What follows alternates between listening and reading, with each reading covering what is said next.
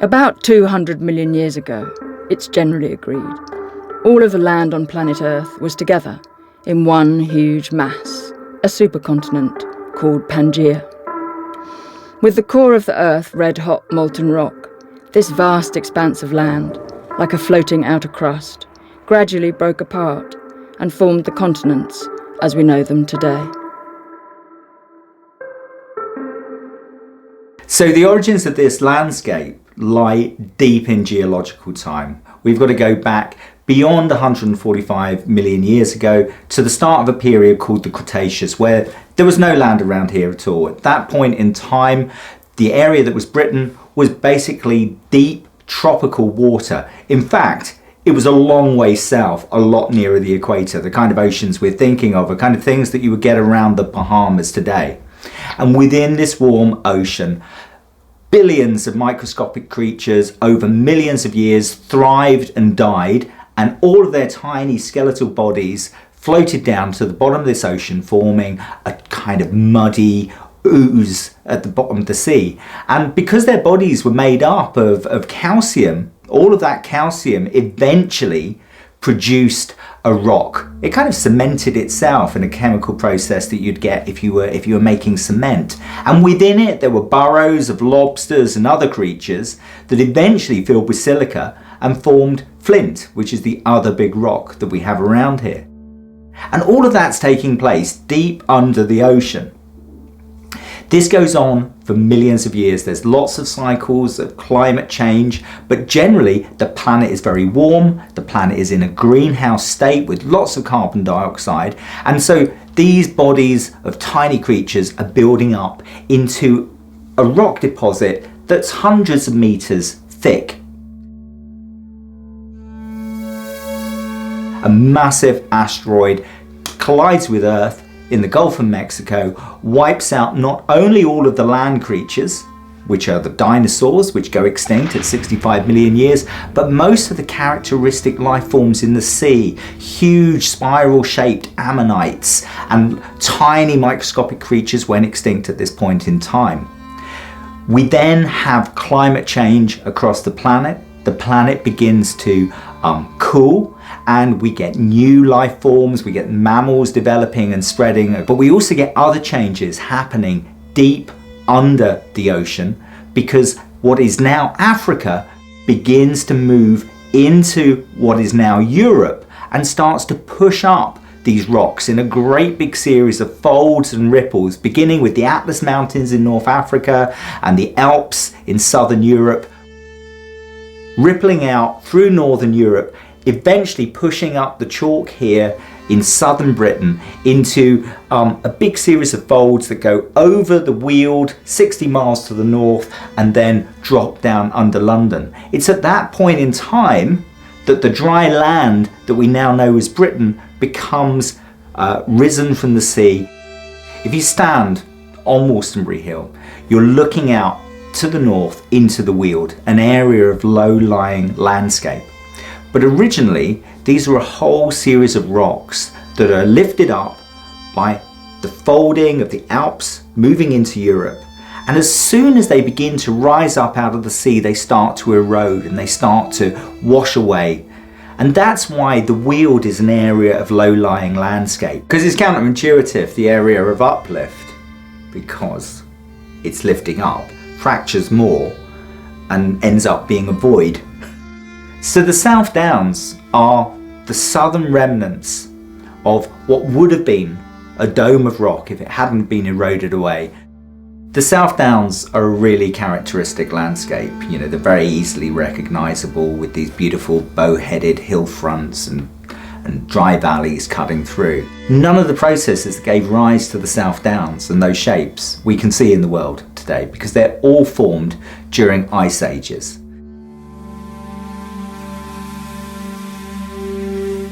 Up until that point, the planet had been a lot warmer than it is today. It got cooler and cooler until after 1 million years ago, the planet started to set up into these really regular cycles of 100,000 years, 80,000 years of which it was much colder than it is today, with much more extended polar ice caps. One of the effects of having bigger ice sheets at the two poles is that water is sucked out of the planet system and sea level lowers. So during these cold ice ages, sea level can be as much as 150 meters lower than it is now.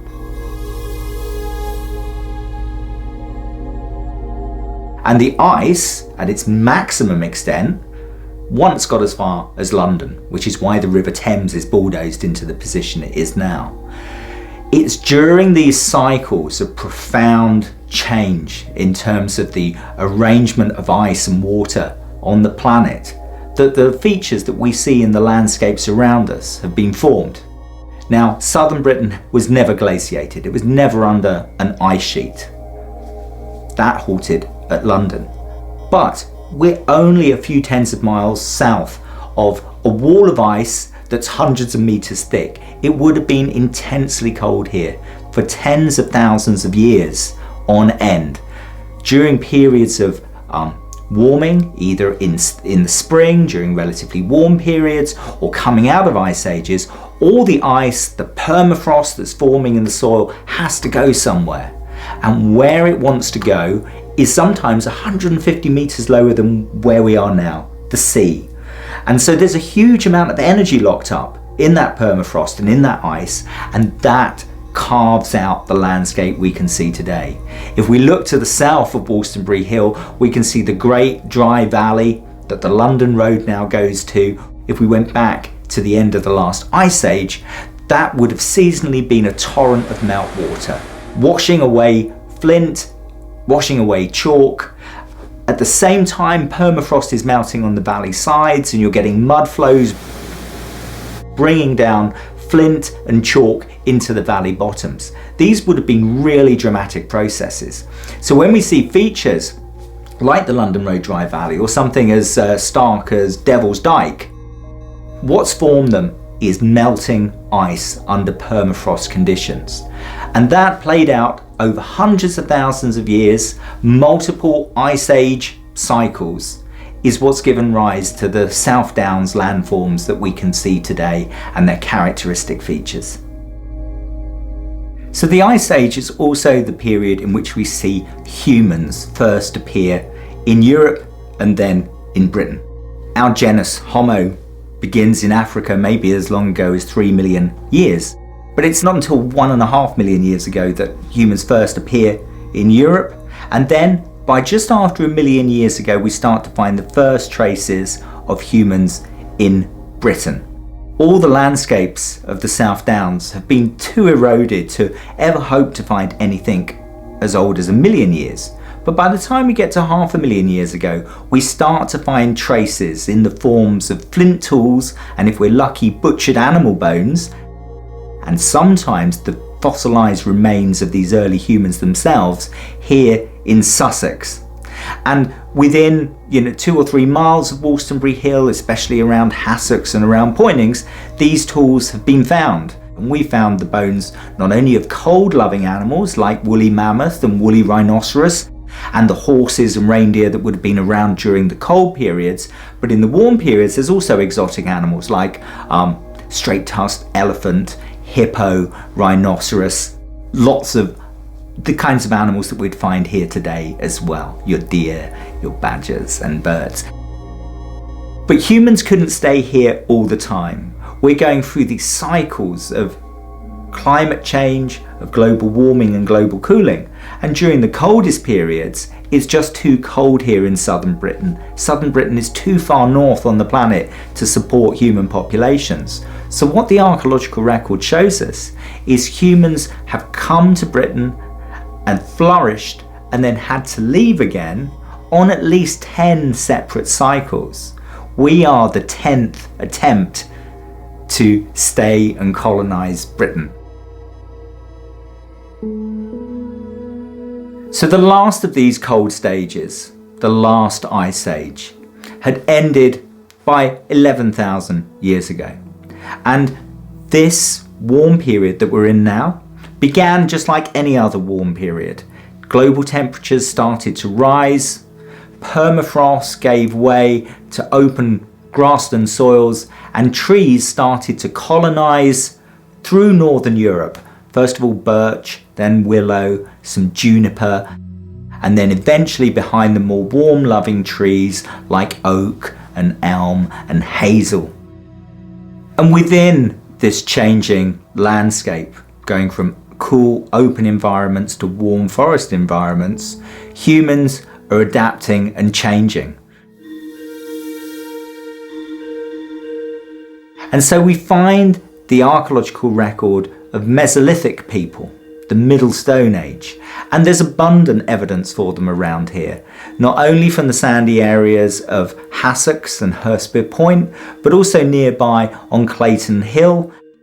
But the Mesolithic people aren't just adapting by just hunting, they're adapting by transforming the landscape. They're probably starting to make clearings, they're starting to use fire, and they're starting to use flint axes to bring down trees, open up areas which would create concentrations for game. They may also be managing the woodland to increase productivity of things like hazelnuts, which for some reason they collected in abundance. They had a very rich culture with a very rich cultural identity, religious practices that were, based on probably sympathetic magic to aid hunting and to connect with the ancestors, but also controlling environment and closely controlling the game to maximize productivity.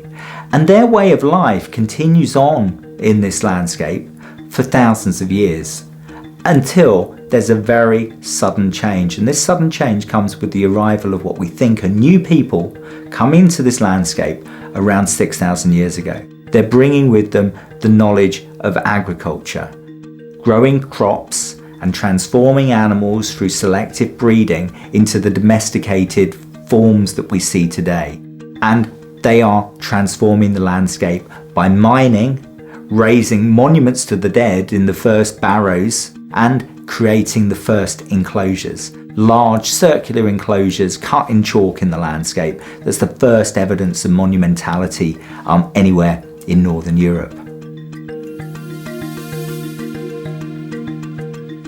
By the time we move into the Bronze Age, 4,000 years ago, we see an even greater impact on the landscape. At this point in time, we start to see a new burial tradition.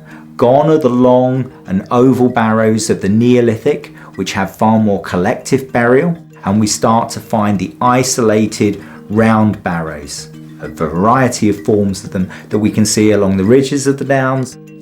Quite often these round barrows will focus on the burial of a single individual. And this is something that we just don't see in the burial record before. In the landscape as well, we start to see a lot of soil erosion at the moment. If we were to dig into the bottom of the valleys, at the foot of Wolstonbury Hill, we would find the soils that are eroded off at this point in time through this intensification of agriculture. This reflects the development of an entirely new way of transforming and engineering the landscape, turning the South Downs into, in a way, the landscape we see now. Completely deforested, stripped of its fertile brown soils and intensively grazed. The South Downs is home to incredible chalk grassland communities that globally are very rare and very localized to here. But that's an entirely humanly created ecology and a humanly created landscape, one formed by intensification and erosion during the Bronze Age. This looks like a barrow. And then you've got, can you see this? Because it doesn't make any sense putting a monument, on the slope. Yeah.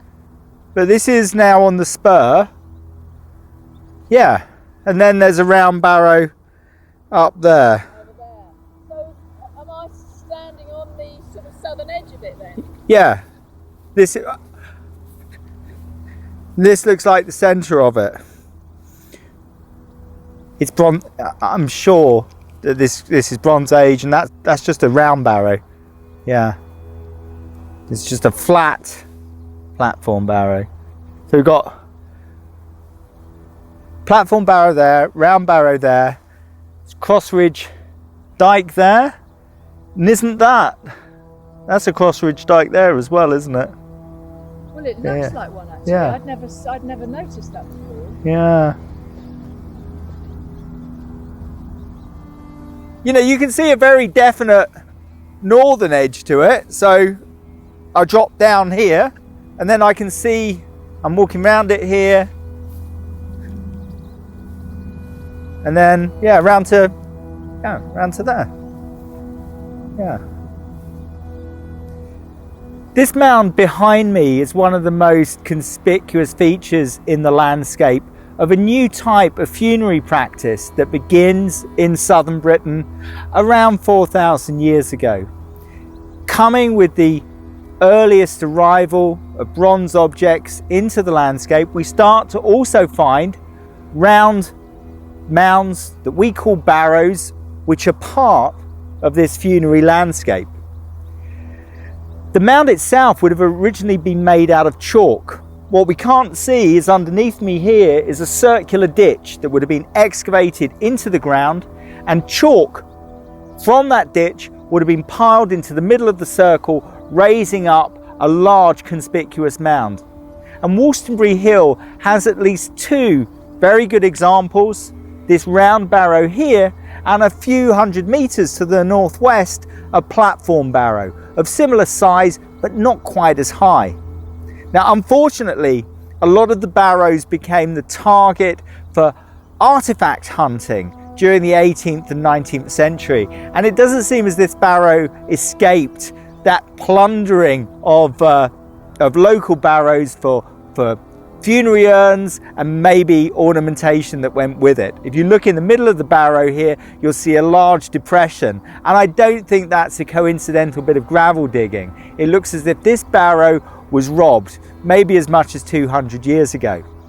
But the monuments remain, and they remain a visible testament of people with influence within their community being commemorated within the landscape on conspicuous ridges. This barrow here sits on a spur of chalkland that commands a great view across the Weald to the north, but also right down the London Road Valley towards Brighton and the sea. The view it has is also the view that it could be seen from, and you have to think of this monument when it was freshly built, higher than it is now, made out of white chalk against the green background of the landscape. They're a visible reminder of the presence of powerful individuals specifically, but also generally the ancestors of the community buried in the landscapes around. By the Middle Bronze Age, we're starting to see a step up in the degree to which the landscape is being divided into fields and field systems. And part of this division of the landscape involves the digging of very pronounced ditches, sometimes along contours, but quite often over ridges and spurs. And these features are called cross-ridge dikes. Here, just to the east of the round barrow, we find one of these cross-ridge dikes, a really pronounced feature in the landscape, even after maybe as much as 4,000 years. But of course, when this feature was dug, it would have been a very deep, almost V-shaped ditch in the landscape cut into the chalk, perhaps with a flanking bank on the upslope side. What were they for? Well, it may have been about dividing ownership up, and certainly the very fact that you've got these visible features in the landscape would have been very visible signatures that people are working and making a claim to the landscape. But also, it's thought that it may have controlled the way cattle, and we think at this time cattle would have been almost like a huge portable wealth, with very large herds being grazed on the downlands and maybe the Weald to the north. It's so visible, isn't it?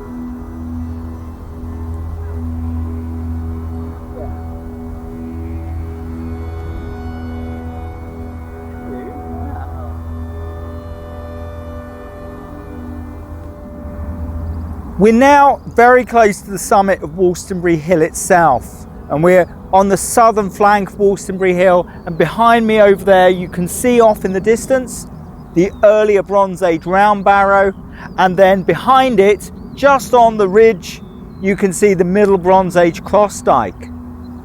We have very little to understand what role Wolstonbury Hill played in Bronze Age communities. And surmounting this hill is a very visible ditch and bank forming a circular enclosure. I'm standing here on the bank itself, and here, running and circling the hill, is the ditch. Now the ditch would have originally been much deeper than we see now. It's had the best part of 3,000 years to weather and silt up. So we have to imagine this ditch when it was freshly cut into the chalk, and the bank here on the outside, a bank of white chalk. And you imagine how distinctive that feature would have been in the landscape.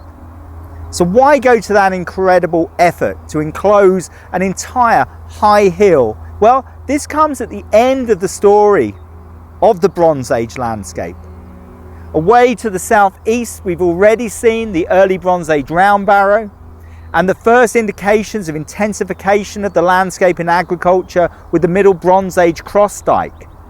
But here we've got an enclosure that we think dates to the late Bronze Age and is one of the earliest of a class of monument which goes on to dominate the British landscape for the next 1,000 years, hill forts. Hill forts weren't just defensive structures. They have a variety of uses through the 1,000 years they were being constructed. In some cases, they were enclosed settlements, sometimes on the scale of small towns. Here, on the highest, most exposed spot of the downs around here, you cannot imagine year-round settlement. So maybe this had a more specific purpose. One of the clues may be the distinctive fact that here the ditch lies on the inside of the bank. In purely defensive hill forts, it makes far more sense to cut the ditch on the outside, giving attacking enemies a big disadvantage. But here we have a rare example where the ditch is on the inside. And one explanation for this would be to keep something inside. And that something could well have been cattle.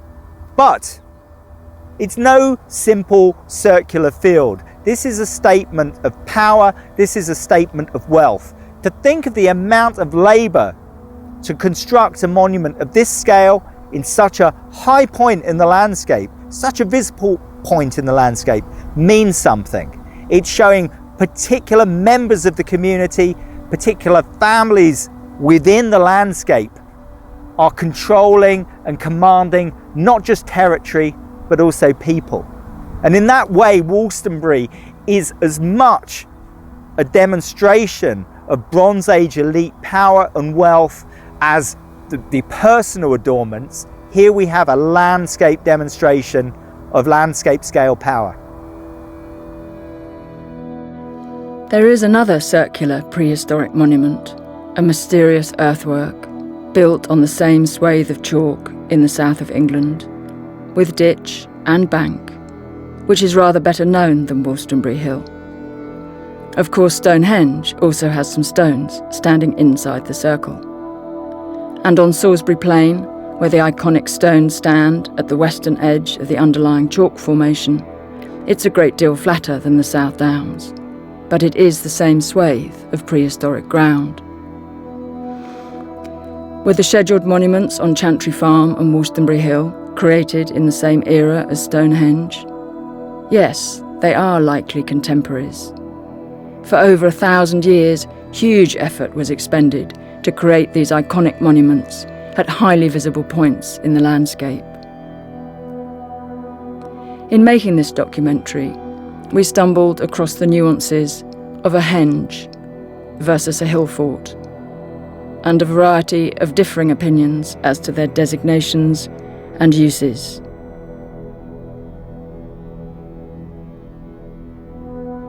Perhaps the reason Stonehenge is so loved is that it stands in testimony to the fact that thousands of years ago, beyond animal herding, defensive forts, and burial, people in the south of England made tremendous effort to work with the more subtle forces which surround us. If every prehistoric earthwork hints at that, they too stand the test of time, not just in their presence, but as a representation of wisdom.